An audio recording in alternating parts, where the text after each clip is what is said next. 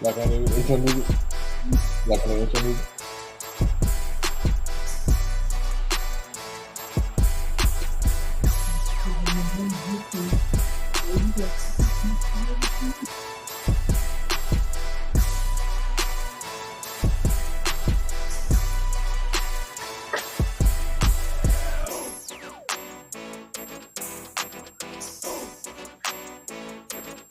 What up, man?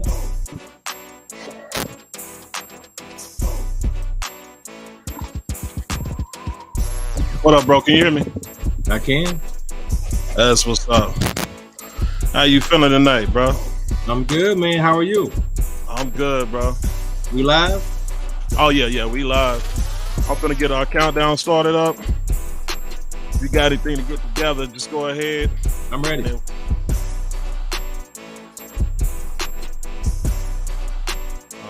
All right. Yeah, and we got to get into them trades. Hey, man. It's a good day, man. Oh, yeah. All right. Let's start this countdown. Oh, we got a long way to go. Oh, and there's no going back to the life we live, the life we used to know. We got a long way to go. I'm giving everything. There's nothing left. There's nothing left. Dynasty Overload Podcast.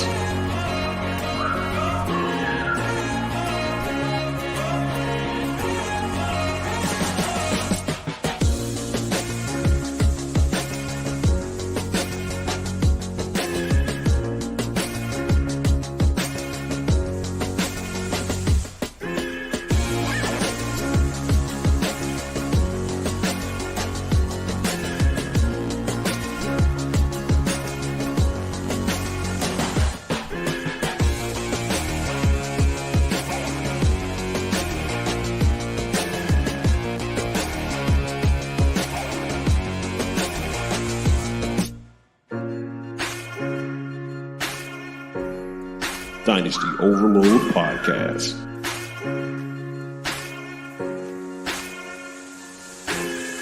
Oh, we got a long way to go. And there's no going back to the life we lived, the life we used to know. We got a long way to go. I'm giving everything, there's nothing left alone.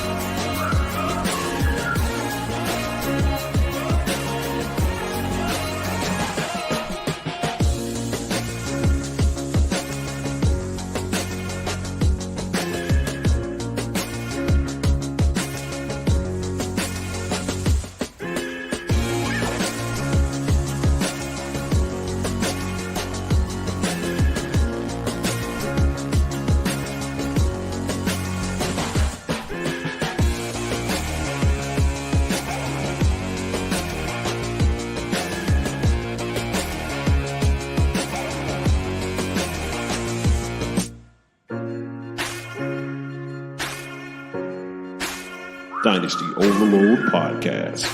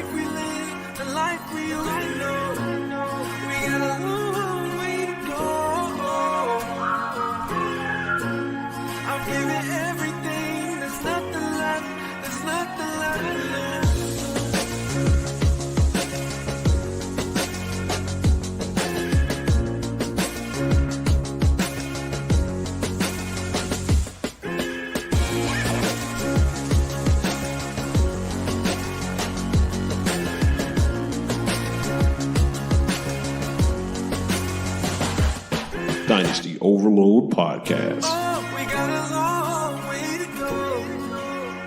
Oh, and there's no going back to the life we lived, the life we used to know.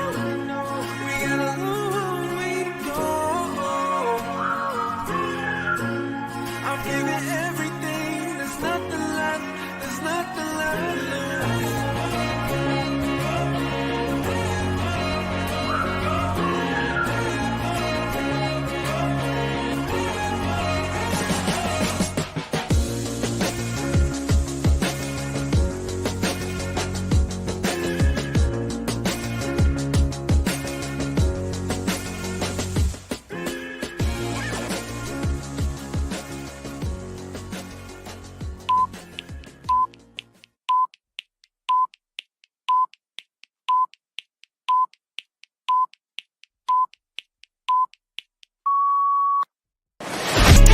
Listening to the Dynasty Overload Podcast.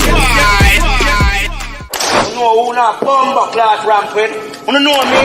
I am the original Dantana. You understand the road boy? I don't want to ramp with bomber class me. Come on.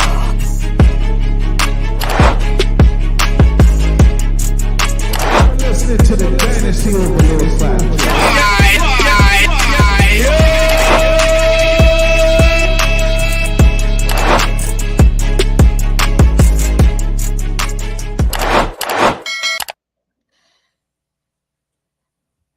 What up, what up, what up? Welcome to the Dynasty Overload Podcast. I'm your boy Razzman, and I'm with my megastar co-host D Sheelor. How you doing, brother? Man, I'm good. Ready to take over the world. Draft in a day.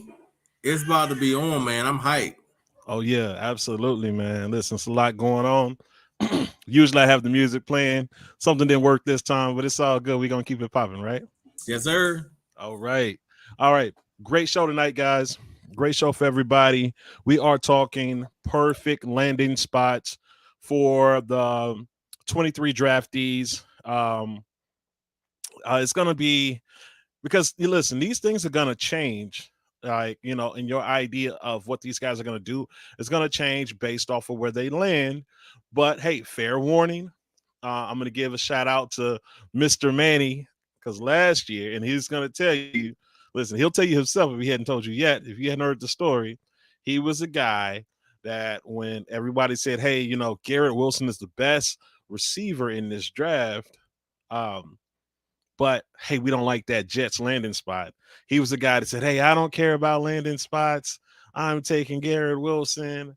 And why we were right about his quarterback situation, Garrett Wilson shined in the spot that he was in. So, hey, shout out to Mr. Manny. So that's a fair warning about, being so into just the landing spots. But let's be honest, landing spots do matter, even though it didn't matter for Garrett Wilson in that situation. Landing spots do matter, guys. It really does. So, yeah, we're going to get into this thing. Hey, Mr. sheelor, before we do, you got any breaking news for us?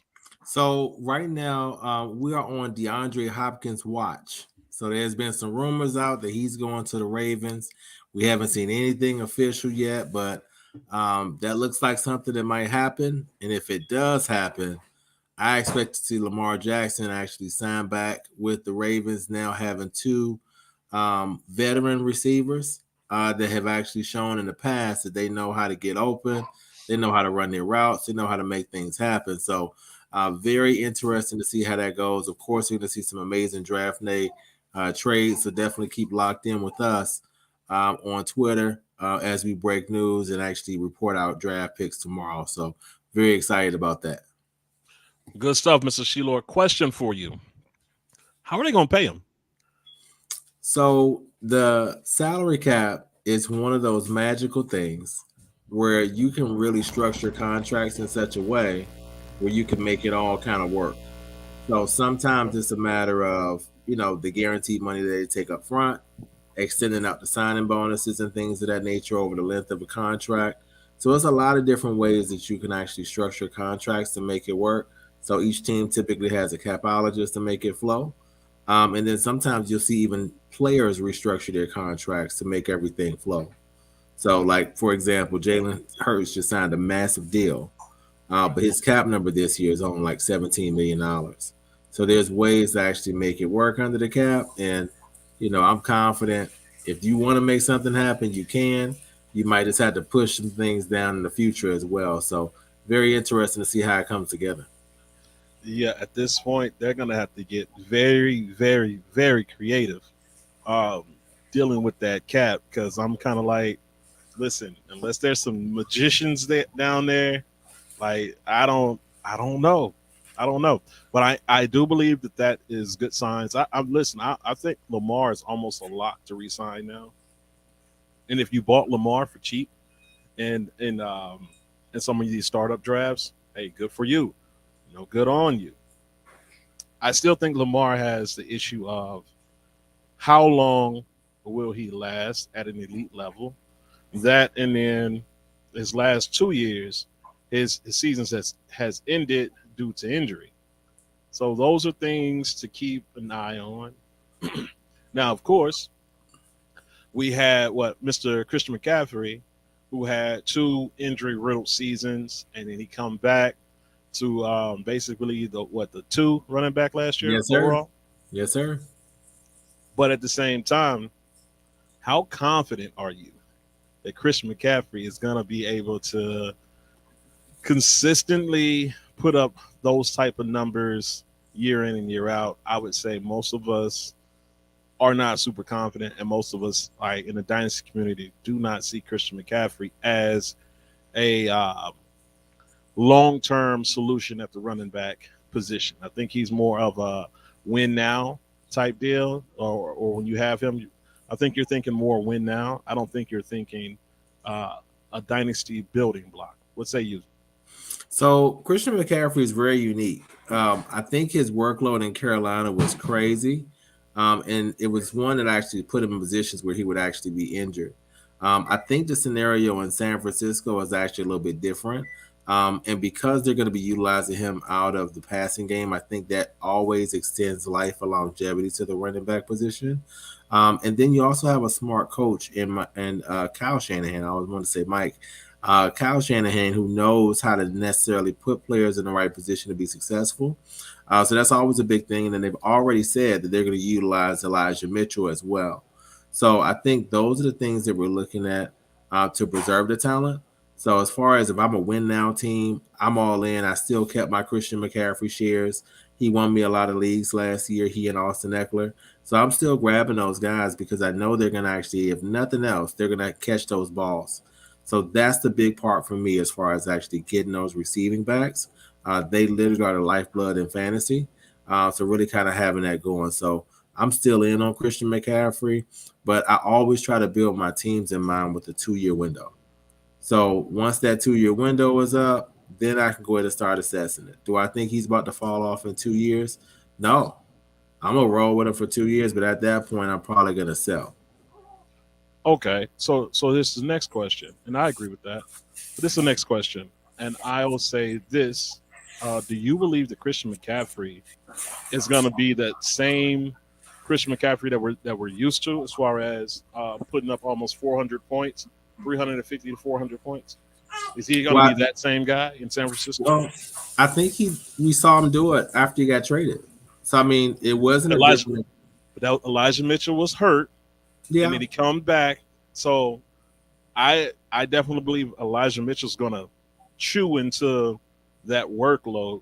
And if Trey Lance is on the field, if Trey Lance somehow becomes the starter there, he's gonna really, really chew into that workload that Chris McCaffrey usually gets. I just don't see it. But I do believe Chris McCaffrey's gonna be good. I think 2 years, and I think you need to be moving them. Okay. I mean, it's one of those things. Like, is Trey Lance going to see the field? They have rumors that he's going to get traded. So, like, the reality is, I think Trey Lance is a done deal there. If you have a Brock Purdy-led offense, if you have a Sam Darnold-led offense, because, I mean, that's literally what we've seen. Now we're actually seeing the trade rumors coming out as well. So I don't believe you see Trey Lance out there on the field. I think you're going to see Sam Darnold. I think you're going to see a Brock Purdy. And if you see them, then at that point, the sky's the limit for everything that we're looking at as far as walking through this process with Christian McCaffrey. There's nothing right now to suggest that Trey Lance is going to actually be the starter. And I think that's the big part, right? So you sign Sam Darnold, and then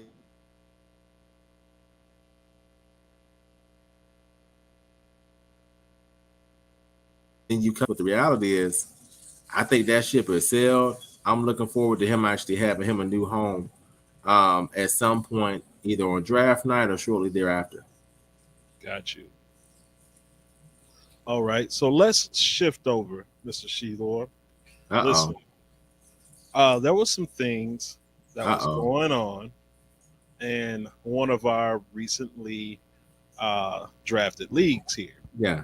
And what I want to do is come on over here, and I want to pull up a recent trade that you were able to make. And I'm not sure if people will be able to see this because Sleeper is terrible on the computer. Right? I see. Sleeper is a cell phone app. It is not something that a website. It's not a good website at all. So as far as the app goes, it's great. As far as a website, it's terrible. It's one of the worst. All right. So, Mr. Sheelor, we got to put you on the spot here, brother. You were able to. I'm sure you guys probably can't see this too good, so I'm going to explain what you're looking at here. You are seeing, and it's not explaining the pick, but there's a brother who was able to give you his 23-1-6 first round, pick 6 of the first round, and he gave you that, and you gave him Mr. Nick Chubb from the Browns. Listen, how do you feel about this deal? So here's the thing. I think the way I always approach a startup draft is very unique than a lot of people. Most people walk in and they want to win now, like it's redraft. For me, it's dynasty, right? So with it being dynasty, my goal is always to be in a position by the second year to actually have a perennial team that's going to actually be in a position to win. So I drafted Nick Chubb with the intention of actually trading him after the draft. And I was able to successfully do that because a lot of people are going to look at his productivity. He's only 27 years old. What's cool about Nick Chubb, he's a back that I love. He's a perfect back to actually have on a contending roster. He's someone that I believe in. He's someone that's always a good runner. He's someone that should have good touchdown upside. He's someone that I really trust in a landscape of running back that is hard to really trust. So the compensation that I got was the 1.6. I probably would have gone the most I would have gone down would have been 1.8 for Nick Chubb. I wouldn't have traded anything else other than I would have traded him for anything else other than the first 1.1 all the way through the 1.8. But at that point, that would have been my cutoff because I felt like the talent wouldn't have necessarily been there. Now, what's cool about this league is it's actually a tight end premium league, but you actually start two tight ends. So I already own the seventh pick in the draft, and I was working on other deals to try to grab the eighth pick. That never worked, never materialized. So I looked at the draft and I was literally like, what's the next best thing? Because I want to have those back-to-back picks. And I took a look at the guy that had the 1.6. I saw that he had pretty much a win now roster, and I offered it and he accepted. So I think it's a balanced trade for him. I love what it does for me though. So ultimately for me, whenever I try to make a deal, I'm trying to make it a win-win for me and my trade partner because I want to be able to still be able to open up business, open up conversations in the future. But I love the value at 1.6. With this being a league where you start two tight ends and it's tight end premium. I'm very excited to get myself at the 1.6 because now for me that extends out that value. And you have quarterbacks there. You're going to have some running backs there. Like this is a perfect Charbonnet spot. This is a perfect spot for maybe that third quarterback off the board. This is a great spot for even a tight end in the tight end premium draft. So there's a lot of talent here, and I love the acquisition of 1.6 here. I love the acquisition of 1.6 for you as well. I do. Nick Chubb last year, without having as many hands in the bucket, was able to have his best year as far as fantasy wise. 281 points in that league that we're in for Nick Chubb. And listen, I think that's great. I also think no way on God's green earth would I give you 1.6 for Nick Chubb. No way. Not even 1.8 for Nick Chubb. And my reasons for it is because while I think Nick Chubb because it's dynasty, and because I believe that Nick Chubb, I think at some point this year he turns 27. I think he's 26 now, right? I think he turns 20. Yeah, I think he may have just turned 27. Okay. In 2 years, he's going to be 29. Nick Chubb does what he does well is run the ball really good. He does that great. That usually that doesn't age well. And I'm sorry, at 1.6, you possibly have a shot at Gibbs because, listen, and you might not. It's possible that you can have a shot at JSN, and of course, you might not. But if quarterbacks go heavy, you had a shot at these guys. I'd even be honest with you, I'd rather take Addison. This is why. And because I believe that there are Nick Chubb-like running backs to be had in the second round of this draft. Not to say that, there's no guarantee that any of these running backs, any of them, including Bijan, will give you the production that Nick Chubb will give you. So that is no guarantee, right? But also, if Nick Chubb's been in the league for 4 or 5 years, Maybe he only has 2 left. Give me the guy that has another, you know, 6 or 7 years left. And like I said, there's no guarantees, of course, but I would prefer to get me a receiver or another running back that maybe does a little bit more than Nick Chubb, and that could probably match those numbers. If you have a receiving back, if you have a back that can get you yards and receiving, and I believe that we have 3 potential backs. Well, Bijan won't be there, but between Gibbs and maybe Charbonnet, you know, those two, but with their receiving yards, could possibly get you, you know, 250 points consistently in a dynasty league. So to me, yeah, I'd rather have that than have Nick Chubb. Or you could get you a receiver that can last you for 10 years as opposed to 2 years that Nick Chubb might have. And hey, who knows? Maybe Nick Chubb has 10 years left. I'm just saying I wouldn't bet on it. And I definitely wouldn't bet 1-6 on it. But hey, kudos to you, Mr. D. Sheelor. Great trade. If we had an applause drop, I would drop it for you right now. Listen, you made another trade I thought was very, very interesting, and I want to get into that too. Let me bring it up. And like I said, once again, uh, uh, Sleeper is a terrible, terrible website, but a great, great fantasy app. So let's bring up the other one that you made. And I might not be doing this the best way either. So Sheelor was able to trade for pick number 1, 2, first round, second overall, and he gave up Travis Etienne, Sam Howell, and pick 304. And listen, when I initially saw this trade, I actually thought it was you. Let me blow it up a little bit so they can see it better. I actually thought it was you that got 304 back. So I was actually wrong about my initial understanding of the trade. So you gave up 304 as well. Mhm. To me, that makes this trade a little bit better for Mr. Manny, who was your trade partner here. So that makes this trade a little bit better. For some reason, I thought you got 1, 2, and 3, 4, and traded ETN and Howe, and I was like, man, that's amazing. But it seems that uh, you yeah traded away Howe, ETN, and 3, 4, and got the 1, 2. Now I'm gonna explain what I think about the trade, and then I'm gonna let you go. Cool. So for Mr. Manny, because he got the 3, 4, I feel a lot better. And I know it sounds odd that I'm like, hey, well, you got a third round pick. But unlike a lot of other dynasty podcasters that you're gonna see and hear, you guys know I believe in third round picks. Listen, I believe in dart throws.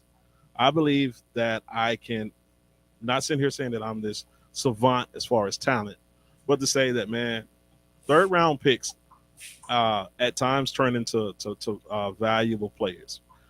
Case in point, Sam Howell.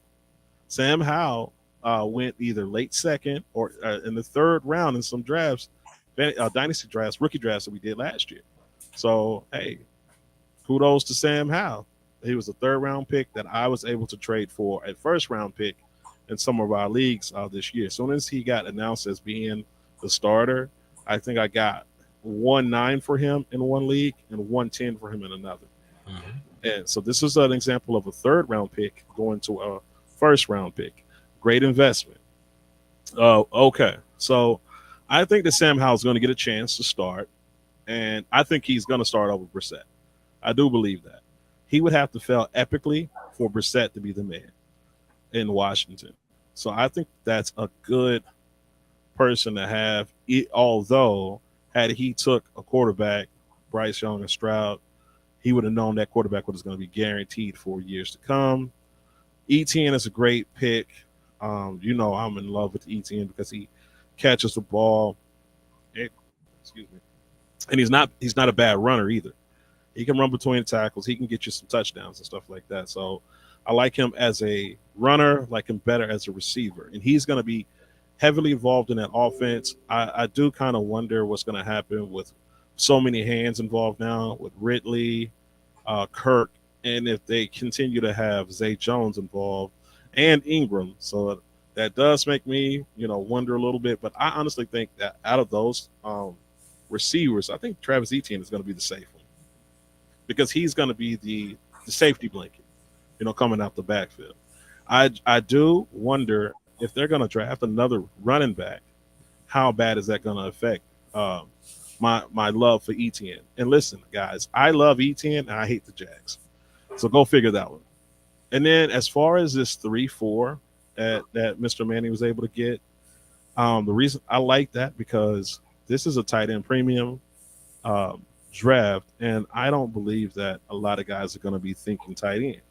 So I'm willing to bet that that's going to be either a tight end pick, or if guys are thinking tight end and they do go tight end a little heavy, that means that there's going to be some talent that's going to drop, and that 3-4 is going to be worth a little bit more than normal. So I like it for him, but I'm going to say I like it for you because listen, you get Bryce Young or CJ Stroud. I'm not sure which one you prefer. But let's just say that Bijan goes, you get that quarterback. The quarterback is instantly worth 2 first rounders. He's instantly worth 24 first as soon as you select. The day after the draft, he's worth 224 first. And in my opinion, you couldn't get 224 first for that whole package there. So I think that you have the better value.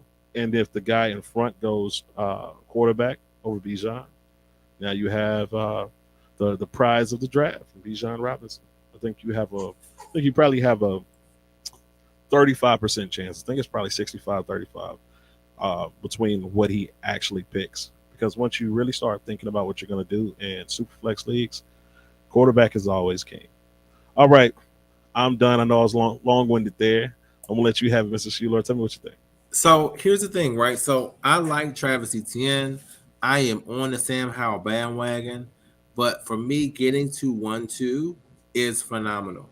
Couple reasons. One, it gives me an opportunity if I want to trade down, I can trade down and acquire more assets, right? Or I can stay right here and take a premium asset. So at 1-2, I can have the quarterback of my choice, or I'll probably have it's either the quarterback of my choice or Bijan Robinson is going to fall to me at 2. Either way, I love those odds, right? In addition to that, there's skill guys I like. I love JSN. I love making this deal right before the draft because here's what's going to happen. Everybody in your league that has neglected draft picks is going to be paying attention to the NFL draft tomorrow. And when players start getting that landing spot piece laid out and you see the talent and everything come in, there's going to be guys that are going to shoot up the board. Their favorite teams are going to start getting these new great skill position players. And before you know it, everybody's going to go draft crazy. This is the last day to buy draft picks. I successfully now in the same league have now bought the 1-2 and the 1-6. I was already armed with the 1-7. And I think I had 1-12 and 2-1. I got some second round picks in there too. Now, what's cool about my roster, because I think this is big, I had a very deep roster because I did a lot of trade backs in the draft. I'm already armed with Deshaun Watson, and I'm armed with Dak Prescott at quarterback. So I don't necessarily have to go quarterback, but hey, I can still maximize value and still grab a quarterback at 2. I've now traded 2 starting running backs, but guess what? In the startup draft, I went ahead and acquired J.K. Dobbins, and I also acquired DeAndre Swift. Now, I will grab another rookie back or 2 in this whole draft when I actually go through everything, but I think running back is the most volatile position of all positions right now. There also are 5 potential first-round quarterbacks that we can actually see go in this draft. So there's a lot of different moving parts, and I just want to be ahead of it. Okay, so it might make sense for me to move down and grab additional assets or just stay here and grab the value. So I get the all the excitement of figuring that out. Although I love the pieces that I gave up, I like Travis Etienne. He was my guy coming out of Clemson. I thought he should have came out the year that he actually ended up staying because I had him higher rated then. So he goes through, he gets the injury, he comes back in. He shows all the signs of being an elite back. Of course, there are a lot of mouths to feed over there. So it's going to be curious to see what happens. But the Jaguars, they did have a 1-2 punch last year with him and James Robinson. My concern and my fear for Travis Etienne is that they draft another back to go along with them.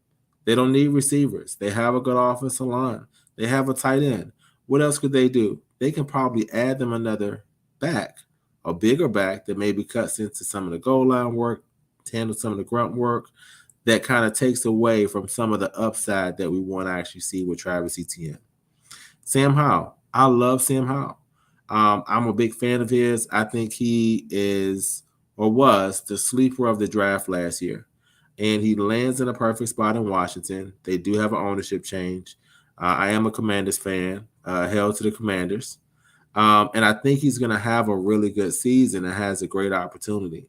But by all accounts, everything that I'm hearing is that unless he sets the world on fire, Washington's going to move heaven and earth in the 2024 draft to try to move up and actually get that franchise quarterback finally. So for me, looking at all the data, give me the 1-2 over this package. But I think it's a great package. I think I didn't offer it. I got it offered to me. So when I saw it immediately, it was something that I wanted to do. But I definitely understand the value and definitely can see it both ways in this one. So definitely love the trade and definitely looking forward to doing some more trades with our co-host, Mr. Manny, in the future.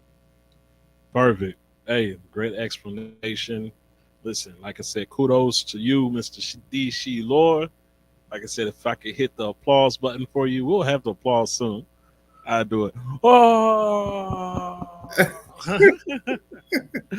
All right, guys. Let's switch over to our main topic tonight, which is going to be landing spots. We're going to go with, we're going to just do this recent mock draft from CBS. We're going to go over that, kind of talk about that a bit. And then we are going to talk just different spots that we think will be pretty good for you know what we're trying to do, or you know some of the matter of fact, let me get it here. Seems we lost it, but I can get it back. Copy. All right, but yeah, so we're gonna kind of go over what they have because I think there's some interesting things here, and then we're gonna kind of talk about other places we think would be pretty great. All right. So here they have. We'll go with the first guy. He has Bryce going to, you know, one to the Panthers. He has Stroud going to Ohio State. I mean, oh, sorry. He has Stroud going to the Texans. Anthony Richardson going to the Colts. Let's see. Bijan going to Philly. Oh, that definitely secures him as the one. Jackson Smith and Jigba going with Stroud to the Texans, and that definitely secures him as the number one receiver there. I think that would be great, and that would make Stroud. I would have to think about him being the one. Listen, that would make me think. Let's keep going down. Get some other guys. Zay Flowers to Green Bay. That's a good spot for him. Quentin Johnson to Baltimore. You know D. Sheelor hates Quentin Johnson. Yeah. Jordan Addison to Buffalo. You're missing one. You're missing one. Oh, which one am I missing? Oh, back Hooker. up to 25. Hooker. Hey, so Hooker to the Rams. You know what's so funny? You know, I did a show earlier, Mr. Sheelor. You wasn't on it earlier, and I talked about Hendon Hooker going to the Rams and why he would be the third quarterback off the board for me. The rookie drafts, I thought that was a perfect landing spot for him. So that just kind of showed improved. Kincaid to the Bengals, that's great. And Levis to the Titans. I think that's pretty good for Levis too. And I'm a Titans fan. I would not be mad at that. I wouldn't be mad at that at all, to be honest with you. Okay, let's talk. Let's go Bryce. What do you think about Bryce with the Panthers? I think that's the pick. I think 1-1, he is the guy that they're going to take. Outside of his height, there's no reason to say that Bryce Young isn't the best quarterback in this class. Right. So I think that makes a lot of sense. I think they created the right infrastructure in Carolina to be able to support a first round pick, a number one overall pick. What's cool is a lot of times you'll see guys get drafted number one overall, and the team is a dumpster fire. Well, Carolina already has a good defense. They Right. already have an offensive line built. They've already brought in veteran receivers. They already have a tight end in Hayden Hurst, who they brought in, and they have a running back in Miles Sanders. So I like the weaponry around him. He has some good vets, and I think immediately he can come in and make a big impact as he kind of goes forward, especially in a weaker NFC and a division that's really up for grabs. Carolina can be in a lot of games next year, so definitely love that pick. Absolutely. I can fully concur with you. I think there's anything else that needs to be said about Bryce Young. What about Stroud to the Texans? Oh, well, I'll say one thing about Bryce. Bryce going there instantly makes Thielen a better receiver. And I would like if you have some of our leagues have like 4 flex positions, I would not mind Thielen being in that flex position or at least being one on my roster as one of my bye week fillers or something like that. I think Thielen's going to have a really good season with Bryce. Also, I am moving Marshall up. I do believe they're going to add some weapons or something like that offensively, but I do think Terrence Marshall will probably have his best season with Young because I think Young is special. And this is going to depend on Young being able to operate in that offense successfully at his size and weight. But let's say that he does, and I'll say that Thielen and Marshall have good seasons. Thielen having a fairly good season, and Marshall having his best season. That's what I think. All right, let's move on to Stroud. What do you think about Stroud, Texans? So here's the deal. So I love CJ Stroud. He's my guy. He definitely has and checks all the boxes that I'm looking for a long-term quarterback. He's mobile enough. He stands in the pocket. He can make all the throws. Very accurate. I think this will be maybe a better real life spot than a fantasy spot. I'm not excited about whoever is the quarterback of the Texans. I think that offense is lacking weapons. They did bring in a defensive coach in D'Amico Ryans. I do not want my fantasy quarterbacks typically tied to defensive coaches, especially early on, because what that defensive coach is going to do is try to, protect the lead, not put his defense in bad situations, maybe not air it out as much as they need to. And if you watch the Texans last year, I mean, here in Houston, I was able to actually watch them. They need a quarterback real bad. And the defense was not a bad defense last year. They were in a lot of games. They were hanging around. They were slugging it out. They were doing different things. So for me, I'm not as excited for him to go to the Texans. But if he went there, I think he would drop down to quarterback 3 for me. So that's how I would actually view him there. So what say you, Razzman? I say I don't mind him with the Texans. Again, I'm a Titans fan, so I hate the Texans. But I don't mind him with the Texans. No, I don't think that it's gonna be a home run. No, I don't think that. I think what'll be a home run is JSN. I think I don't know. I'm kind of skipping across, Yeah, but you good. if JSN is there, I think it's a home run for JSN. For Stroud, I think that he's gonna be with the Texans. I think he's gonna be around. You know what I see for him? Derek Carr or Derek Carr esque. Kind of like just okay. Doing enough to win games, but nothing extremely special. But listen, hey, Derek Carr is a good addition to your dynasty roster as far as having a average quarterback on your team. If you can't get one of the better guys, he just won't be the reason that you win your leagues. So those are my thoughts. Cool. Let's move on to Mr. Anthony Richardson for the Colts. What are your thoughts on this one? So here's the deal. So Anthony Richardson is the guy that has the ceiling that breaks the ceiling. Okay. So he is the upside guy. I want to get my hands on as many Anthony Richardson shares as possible this off season because when you watch him, he has all of the athletic ability to really go to the next level. And I think the Colts would be the perfect landing spot for any of these young quarterbacks.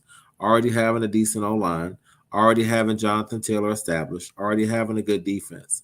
They literally are a quarterback away from being able to fight Razzman's Titans for divisions on a consistent basis.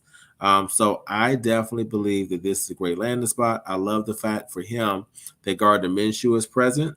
So even if he had to sit a year and actually learn the offense and everything else, that's fine. I'm still buying him. I think the upside is through the roof. Think of when Lamar Jackson came out. So this guy is a bigger Lamar Jackson. This guy calls himself Cam Jackson. Combination of Cam Newton's size with Lamar Jackson's speed. Give me that fantasy upside all day long. I'm taking him as high as number 2 overall in a lot of leagues. He is my ceiling quarterback, and as much as possible, I definitely want to grab him wherever I can. Okay. This scares me. I am terrified of this, of him going to the Colts for Anthony Richardson and for me as well. And I'll explain. I'll explain. All right. So the problem with him going to the Colts is Gardner Minshew. I'm not sure if Gardner Minshew can keep him on the bench. And I believe that Anthony Richardson needs to be on the bench for the first year. I believe that he needs to spend the entire year on the bench. I don't think that he needs to play one game, one snap. I think he needs to spend the entire year on the bench, watching the game, longing for the game, wanting to be in the game, doing the things on the sidelines or in practice to get himself better, trying to prove to the coaches that he is ready. I think that you need to strike the hunger and the want to get it, and keep the confidence that he can be, he should be looking at Gardner Minshew and saying, hey, I can do better than that. What he doesn't need is to get into the game, be terrible, and then look at Gardner Minshew and say, oh, I'm not sure if I can do that. And he'd be thinking that on the sideline. So I think they need to guard his mental. The problem is I'm not sure if Gardner Minshew can keep him on the sidelines, and I don't think he can. I think Gardner Minshew is a backup quarterback. Definitely backup quarterback to me. I don't think that he's great, and I don't think that he's going to be able to keep him on the bench. I think those Colts fans are going to start screaming for Anthony Richardson, and I think if he gets on that field and he's not ready, it can really hurt his confidence, a la Malik Willis and some of the other quarterbacks that we've seen that happen to, Trey Lance. And I don't want that for him. The other thing that scares me about Anthony Richardson is his potential, because the Colts is a great landing spot for him. His potential to be great and to terrorize my Titans for a long time. That's scary to me. So let's move on. Get back over there. We're gonna move on. Let's get to some other guys. Bijan to Philly is the dream spot. I don't think I'm gonna give you a few words. I don't think we got to spend too much time on that. Hold on. Bijan to Philly is not the dream spot. Oh my God. Oh my gosh. Dream spot. Look, we've been doing well. He's trying to relax. He's not gonna catch passes, but as far as touchdowns and running the ball, he's gonna be a great factor. This is a dream spot for him. Okay. Jalen Hurts wants to run the ball a lot. Okay. That's kind of tied in. That cuts down the volume, right? In addition to that, Philly's an organization that believes in rotating backs. It's so many times as a Miles Sanders owner, I've watched these guys put Scott in the game. Like, why is Scott in the game? Or Jordan Howard in the game? Like, why was Jordan Howard in the game? So they already have Rashard Penny.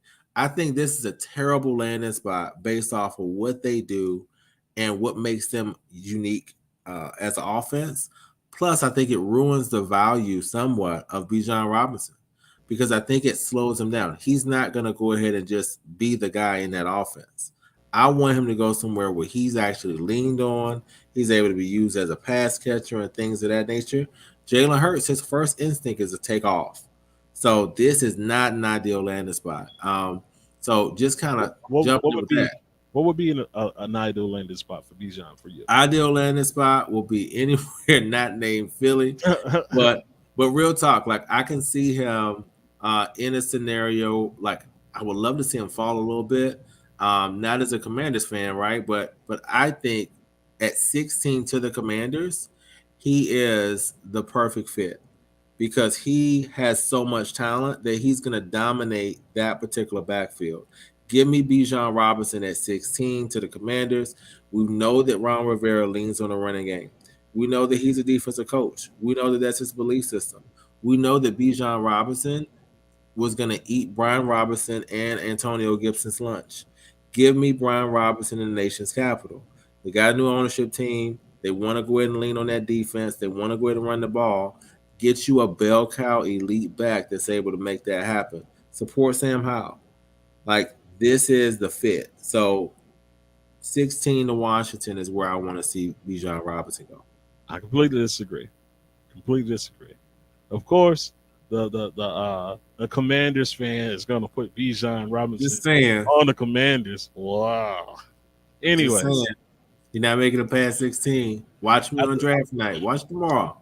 Okay. That Commanders Bijan Robinson jersey. Okay. Listen, I think Philly is a good spot and a better spot for Bijan than the Commanders. Let's move right along. And besides, the Commanders have two backs already. But let's move right along. All right. JSN. I think JSN and for the Texans will be great. He's not going to be. Listen, make no mistake.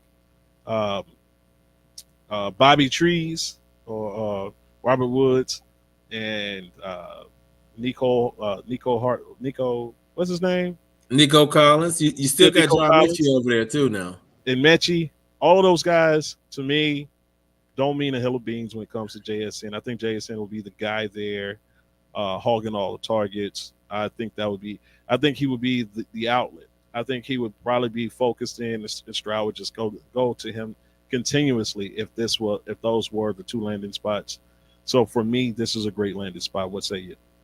Texans is actually a good landing spot, especially if they go quarterback. So if you got CJ Stroud and you have JSN, I think that's a great pick. I think we've seen success with quarterbacks landing with their receivers in the NFL. Better landing spot for him, though, for me, is actually your Titans at the pick before. All they have out there is Treylon Burks.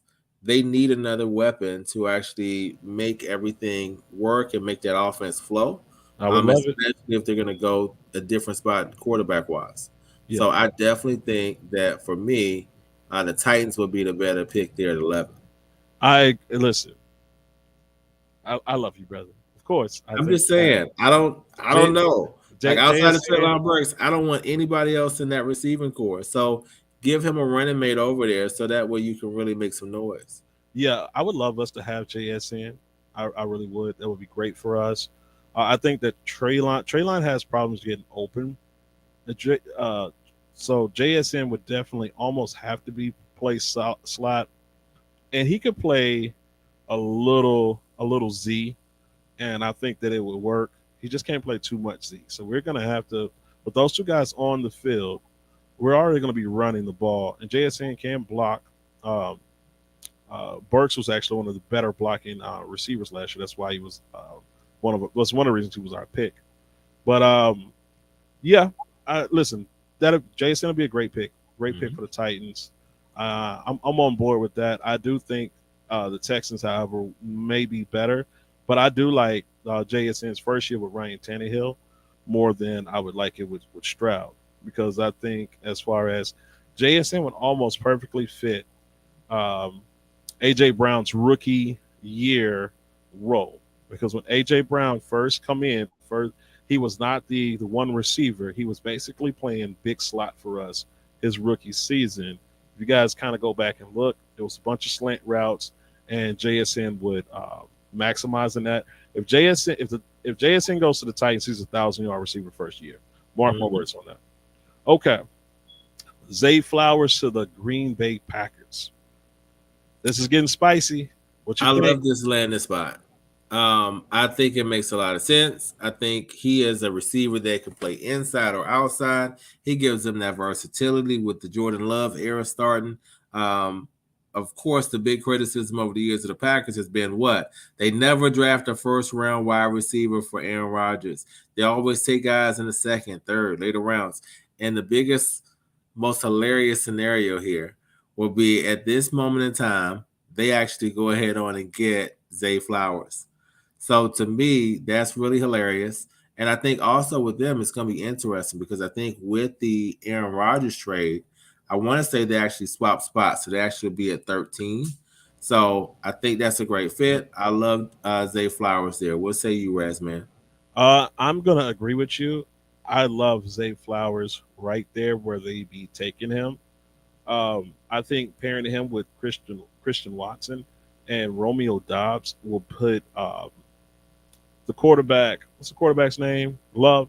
Put Jordan Jordan Love Love. in a great position, and I think that Green Bay is probably gonna. I would bet that they're going offense because they want to make Jordan Love uh, better than Aaron Rodgers. They want to be right, and they want to stick it to Aaron Rodgers. I do believe that. So I do believe that Zay Flowers definitely can go here, and I think this will be a great pick. I also think that this is telling. If Zay Flowers was to go this high, it'd be pretty telling for him to go above Quentin Johnson and above Jordan Addison. I think that that would open a couple of eyes, and we kind of see something different there. Okay, moving forward, we got Quentin Johnson to the Baltimore Ravens. I'm gonna go first on this. I think this is a good spot for Quentin Johnson, and I'll explain. Because I believe that and this is them not getting the other receiver, the guy from Arizona, D Hop. All right, so I believe Quentin Johnson is going to be able to get open down the field. I think that's going to be more his deal than anything else. And even though he's not a jump ball guy, I believe that the one of the best things Lamar does is deep ball passing. And deep ball accuracy, I think, is better than his short and middle or anyways, you know what I'm saying.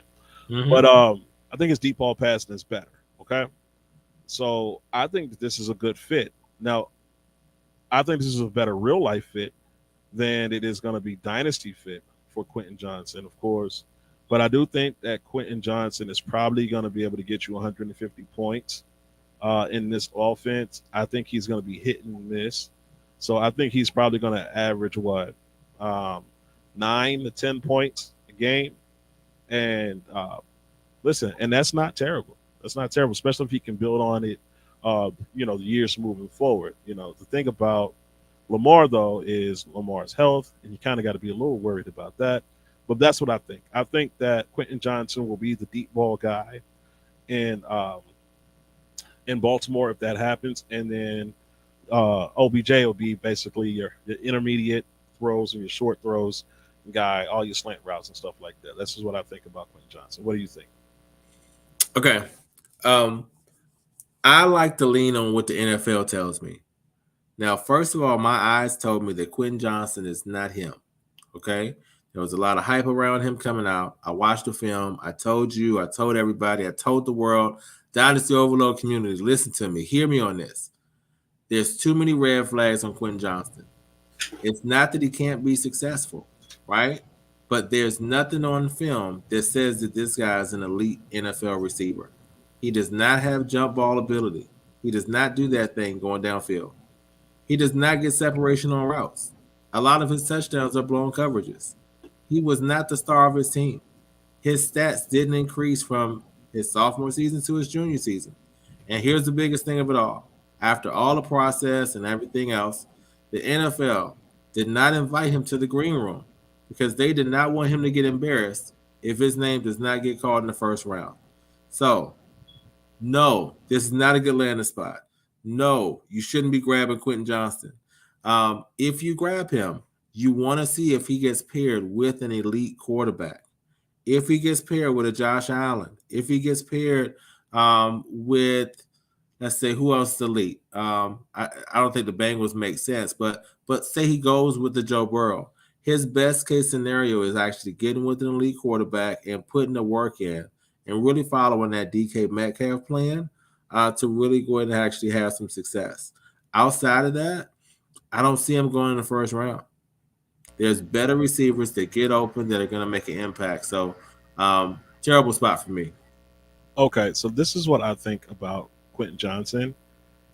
Um, Listen, so the DK thing, the DK problem was the fact that DK didn't have a large route tree.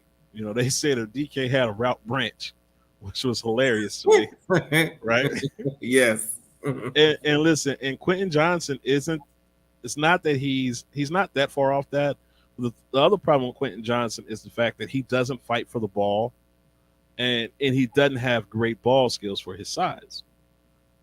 But I've seen him, and you can say it's wrong coverages, but I've seen him, get loose, and I think at that size and speed, and I think he does have good hands. He just won't stick him up and compete with anybody. I think he does have good hands. I think it's a good spot for him. I just don't think that he's going to be a superstar there, and I think he's a good top of the second round pick. That's what I think about him. All right, let's move forward to our next guy. We hit on this a little bit. Hendon Hooker going here would definitely make him my QB3, which he's actually already at QB3 for me now. But this will kind of solidify it because no, he wouldn't play this year. But the thing you got to know about the Rams is they are trying to get off of that Matthew Stafford deal. If they could have got off of it this year, they would have. I don't believe that Matthew Stafford is the quarterback next year unless he has a big season this year. And I think if they go Hendon Hooker, even if he has a big season this year, I think it's probably 50-50, depending on what they see from Hooker. And listen, if Hooker does have to ride the pine because Matthew Stafford is doing so well, I still wouldn't be upset with that because he's such a good prospect coming off, and him being in that system with that coaching, to me, that's a dream. So yeah, I think that that's a good investment. And what I would be looking at is not only would I pick him there, I wouldn't be so hasty on trying to trade for him in other leagues. What I would do is kind of wait and kind of see, if people kind of do like Jordan Love and you can kind of get him for a little cheaper because he's playing behind somebody. Because I do believe that Stafford's going to play the whole year. So that right there would be great for me. I love Hendon Hooker, and I love him being in that system and with that team. What say you, brother? We're on the same page. We can keep flowing. I love that. I think him going to the Rams makes a lot of sense. Also in this mock, this was a trade up with the Giants. I think our next guy, if he's sitting on the board here for the Giants, that's the dream scenario. That's none other than wide receiver Jordan Addison. If Jordan Addison is sitting there at 25, I don't believe that the Giants trade down. I think they snatch Jordan Addison. To me, I think that's the right landing spot. He's already proven that he can make it happen. He gets wide open. He is in that Amon-Ra St. Brown category as far as being a route runner. That definitely makes things happen. He is a former Bolitnikov winner. He's now done it in two different systems with two different quarterbacks. So, of course, he played with Kenny Pickett at Pitt. And then he actually transferred to USC. And now he is with the potential 1-1 overall pick next year, Caleb Williams, and still didn't miss a beat. So for me, Jordan Addison is one of those can't miss prospects in this draft, regardless of the system, the scheme, versatility. I would grab him earlier. Definitely will grab him over Quentin Johnston any time, any day of the week. And in this particular mock, he goes to Buffalo. If he goes to Buffalo, his stock should go crazy. It should go through the roof. He should be looked at as a top 5 asset, top 5 pick. Because what is Buffalo missing right now? Somebody else on the other side of Stephon Diggs to make the defenses respect them.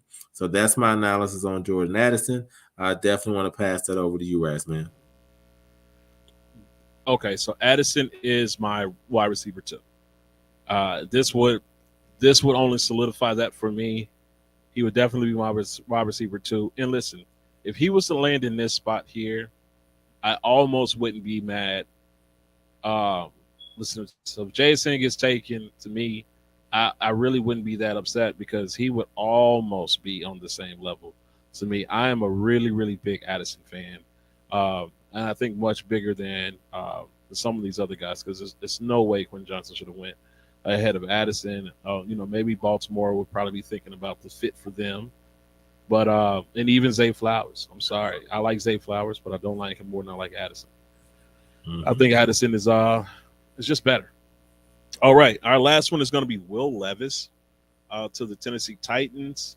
I would be okay with Will Levis to the Tennessee Titans here, hoping that he sits behind Tannehill for a year. If Will Levis has to start for us, I think it'll be a disaster. The other thing I think about Will Levis is, although I'd be fine for it with my Titans, I'd also I wouldn't book us in for a Super Bowl because I do believe that Will Levis is going to be a turnover machine, and I think that while he may be able to develop into somebody you can win a Super Bowl with, he'll never be the guy that you win the Super Bowl because of. So that's me, and I don't think that he's going to be unless we do add some receiver talent. I don't think he's going to be a viable fantasy quarterback. I just don't see that in our offense as of yet, but I would love it for Traylon Burks. What say you, sir? So Will Levis is a great pick here at 32. 31 at this point. This is only 31 picks in the draft this year. I love the fact that they actually traded up in this scenario because what's cool about grabbing that quarterback in the first round, we saw the Ravens do it with Lamar Jackson, is you get that fifth-year option by him being your first-round pick. So I think that makes a tremendous difference. Great value pick here. The Titans, obviously, an organization that need a quarterback for the long haul. He definitely has some elite skills and talent. My concerns with him are more or less his tape did not say that he's an elite quarterback. His tape did not say that he's a first-round quarterback. There's been some questions about his maturity. There's some issues with his fluidity. Like he looks really stiff when he's out there trying to move. He did not elevate his team. So, and then here's the biggest part. Even in this era where you can actually get that transfer portal going, yeah, he lost some talent, but guess what? He didn't recruit anybody else to come play with him. Nobody else was interested to come play with Will Levis. So for me, he's not somebody that I'm very high on. He's not somebody that I'm really putting a lot of stock into. He's definitely will be the fifth quarterback drafted from me if I were just setting it up and laying everything out. And that's exactly how he went in this particular mock. So I think we're in full agreement. Want to hit back up because there was one that we missed here at 28. The Bengals selecting my tight end one, Dalton Kincaid. Now listen, y'all. If Dalton Kincaid goes to the Bengals, it's on. Okay. I think he literally has the potential to really transcend that offense because you already have Chase and Higgins on the outside. We're already kind of seeing everything else flowing. If they had a Dalton Kincaid that's an athletic tight end that can catch with his hands to kind of run that middle, then it opens up their offense tremendously. I think this will be a great safety valve for Joe Burrow. I think he immediately skyrockets in your tight end premium leagues. You can look at grabbing him as high as 6 or 7 because it makes that big of a difference if he ends up with an elite quarterback. So definitely want to see where Dalton Kincaid goes. I'm a huge fan, and I definitely believe the sky's the limit for this young man. Which is why somebody was looking for 6 and 7. Amen. Amen. I'm just saying. I mean, that may have been an idea of yours. I'm not sure. Hey, man, it's a great idea, man. All right. Hey, listen. So on this other guy has Will Levis going to the Texans, but I want to say, what if Will Levis goes to the Colts? What say you then? One great receiver, one seemingly good one. What do you think then? See, the problem is I still don't. My analysis of him doesn't change, right? And I think that's the big part, right? So for me, even though it's a better landing spot, so I don't necessarily know this a better landing spot than the Titans, right? Right. I think the Titans is a good landing spot for a quarterback. They're gonna actually have that right infrastructure together. You're gonna learn how to control the ball better because Mike Vrabel ain't having that turnover machine stuff, right? So Yeah. I think those are things that are gonna be pluses for him. But I don't know that there's much difference as far as the landing spot between the Titans and the Colts. I think they're both almost like a push as far as the landing spots. Both teams are in need of that next franchise quarterback to come in and elevate them. And unfortunately for both, if they got Will Levis, I don't know that he's that guy. Hey, I hear that, brother. Listen, it's been another great episode. Thank you, Mr. D. sheelor, for hanging out with me, brother. Thank you for My all your pleasure. expertise and your knowledge that you gave us and those great trades that you was able to pull off and explain to us, man. We really appreciate that. Thank Listen, you. guys, this is another episode of Dynasty Overload Podcast. As Mr. Manny would say, we do the research so you don't have to, all right? So, yeah, hopefully you got some good information, some good knowledge here. Hopefully this thing is kind of clearing up where you want to go with some of these picks in your Dynasty Rookie Draft. And listen, if you're listening to our show and you have an excellent draft, I need you to come back and shout out Mr. Razzman, Mr. D. sheelor, and Mr. Manny. Have a good one, guys. We appreciate you guys hanging out with us. Peace. Peace.